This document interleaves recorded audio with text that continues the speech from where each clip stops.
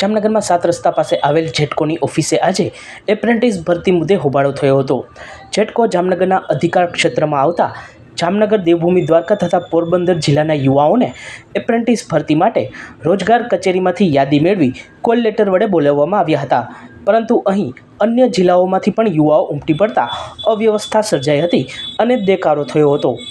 ભરતી અંગે કોઈએ સોશિયલ મીડિયા પર લેટર વાયરલ કર્યો હોવાની તથા તેમાં છેડછાડ થયેલ હોવાને પગલે ગેરસમજણને કારણે અન્ય જિલ્લામાંથી પણ યુવાઓ ઉમટી પડ્યા હતા, પરંતુ તેઓને નિયમાનુસાર લઈ શકાય એમ ન હોય તેમની નારાજગી જોવા મળી હતી।